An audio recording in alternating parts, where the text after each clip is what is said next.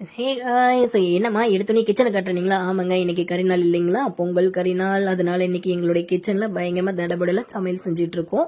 சித்தி தாங்க எல்லாமே செய்வாங்க. நாங்க எல்லாம் நடுவில் சித்திக்கான டச்சப் எல்லாம் பண்ணிட்டு இருப்போம். அதாவது மிளகா அரைக்கிறது, சாந்து அரைக்கிறதுன்னு எல்லாமே பண்ணி கொடுத்துட்டு இருக்கோம்.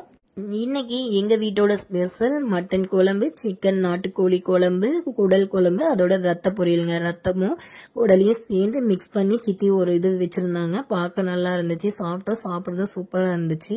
என்னால தனித்தனியா எல்லாத்தையும் கவர் பண்ண முடியலைங்க. ஏன்னா நாங்க 3 அடுப்புல 3 இது வச்சுக்கிட்டு இருந்தோம். ஒன்றுல சாப்பாடும் வச்சோம், ஒன்றுல நாட்டுக்கோழி குழம்பு வச்சோம், ஒன்றுல மட்டன் குழம்பு வச்சோம். அதனால என்னால எல்லாத்தையும் தனித்தனியா கவர் பண்ணவே முடியலைங்க. நாங்க எப்பயுமே ஃபங்க்ஷன்னா ஒன்னா இருப்போங்க. எனக்கு ரொம்ப பிடிக்கும். எனக்கு ஒன்னா ஃபேமிலி கூட்டா இருக்கிறது எனக்கு ரொம்ப ரொம்ப பிடிக்கும். சாலியா பேசிக்கிட்டு அதுல கொஞ்சம் சண்டை, கொஞ்சம் சந்தோஷம், ஹாப்பினஸ் எல்லாமே இருக்கும் இல்லைங்களா?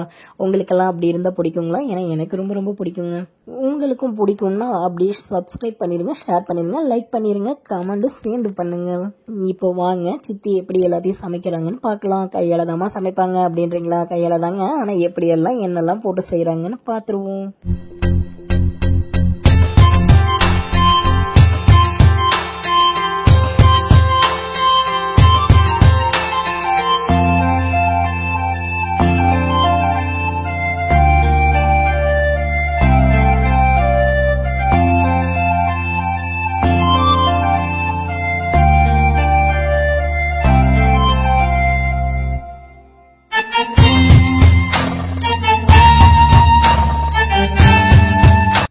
இப்போ ரத்தமும் குடலும் சேர்ந்து வணக்குறாங்க.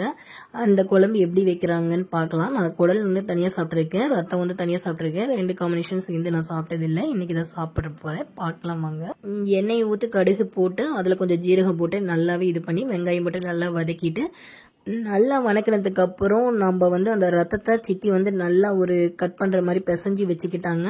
இதில் ஊற்றி அது ட்ரை ஆகிற வரைக்கும் நல்லா கிளறி விட்டு அதுக்கப்புறம் அதில் கறிமசால் பொடி கொஞ்சம் போட்டு நல்லாவே அதில் கலரி விட்டாங்க. நாங்கள் ட்ரை ஆகிற வரைக்கும் நல்லா கலர் விட்டினதுக்கு அப்புறம் தான் அந்த குடலை வந்து போட்டு கொஞ்சம் ட்ரையாக வணக்கிற மாதிரி இருக்குன்னு சொல்லிட்டு சித்தி வந்து குடலை வந்து வேக வச்சோம் இல்லைங்களா, அது கொஞ்சம் எடுத்து வச்சுட்டு அந்த குடலோட தண்ணியை வந்து தனியாக குடிக்கலாமாங்க. அதுவும் நான் இன்னைக்கு தான் ஃபர்ஸ்ட் டைம் குடிக்கிறேன். சூப்பராக இருந்துச்சுங்க. நீங்களும் ஒரு டைம் டேஸ்ட் பண்ணி பாருங்க.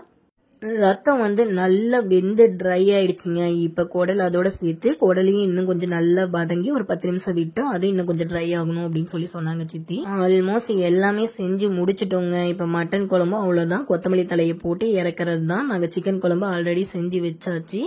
அப்புறம் என்னங்க, இனிமே சாப்பிட்றது தான்.